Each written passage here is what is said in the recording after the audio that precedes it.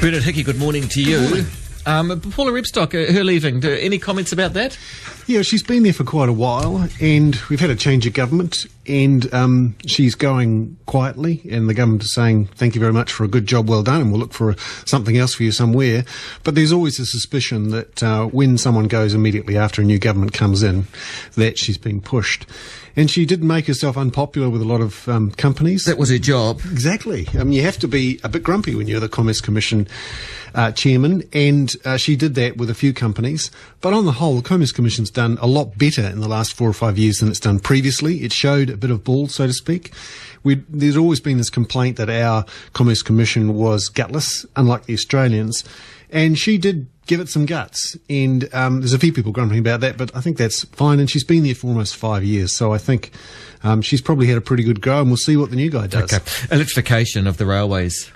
I think this is an unanalyzed potential white elephant that's being pushed through without just any real analysis. Look, I'm inclined to agree with you. They did electrify the main trunk line, and that was a white elephant as well. That was one of Preble's things, and there's no point for that. I'm going to talk to Mike Lee after 7 o'clock. I suspect the electrification of the Auckland transport system is a preparation for getting underground going, because if you've got underground trains, they've got to be electric.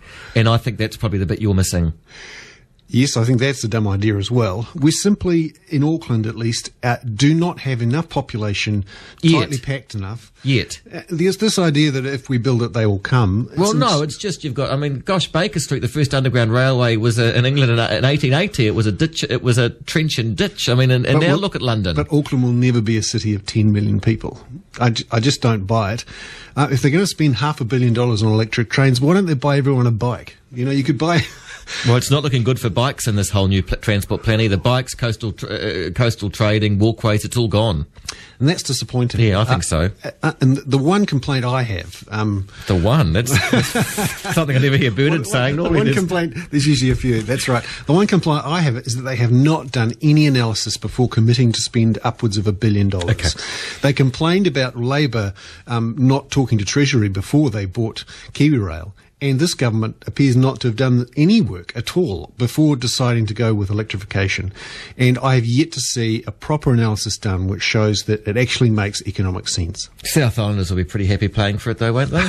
You bet, that's right. They'll do that with grace. So instead of a regional tax that Aucklanders pay for their own transport system, now people in Invercargill will have to pay for all these latte-sipping Aucklanders to jump on trains. And the people in Invercargill think they drive the economy anyway through the production of milk powder, and in some ways they're right. I think 20% of the exports come from Southland. That's right. And you could argue in the last couple of years, it's Auckland that's dragged the economy down, not the rest of the country. Well, don't encourage them. Newplex Industry, they're good to go again? Yeah, they've got a reprieve from their banks. They've said you can have a bit more money and we'll let you off on breaking one of these rules that we've set for you. But they really have to raise $110 million from their shareholders to keep their banks happy, and we'll see how that goes over the next couple of days as they go out to shareholders and ask for the money. Markets? Up again, and we're now at the end of a 6 or 7 day rally, a big one on the markets. People are beginning to think maybe the worst is over.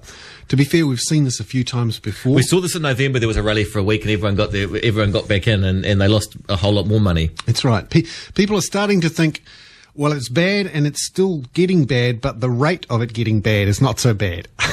So they talk about the second derivative. What's the VIX doing? That's still volatile. Okay. I mean, we've got markets still bouncing around all over the place. I don't think we're out of the woods yet, but it is encouraging to see some of these signs. And we had some news overnight that US retail sales weren't quite as bad as some were expecting. And, we're seeing too, the spin-off for the New Zealand dollar, bad for the exporters, but New Zealand dollar up over 53 US cents last night, and that's because people around the world are starting to feel a bit riskier, feel a bit like more of a bet, and New Zealand dollar is a bit more of a bet, so they're putting their money into the New Zealand dollar again. 53 cents, so that's good news if you're an importer, not so good if you're an exporter.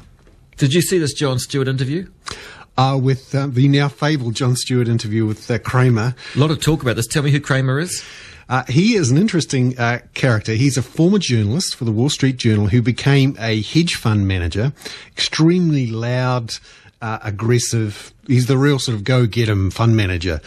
And he now works for CNBC, which is the financial channel in the States, extremely popular with traders.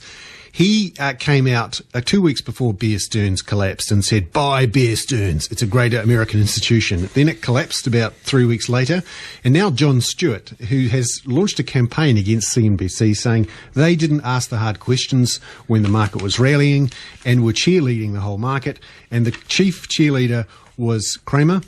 And he came on the show the other night and was absolutely hammered by Jon Stewart. And if you look around on the web, just do a Google on Jon Stewart and Cramer, you'll find it. And it's a cracking piece of television. So Jon Stewart, a comedian, he absolutely slates The Economist. He absolutely hammered him. And Jon Stewart, although he's a great comedian, also is very well informed and actually is politically pretty clever. Although I don't always agree with what he says, he certainly has a great show. And if I'm not normally one to say that everyone should watch television, but this is a great piece of television. Good stuff, Bernard. Thanks very much. Catch you tomorrow. Bernard Hickey there. It is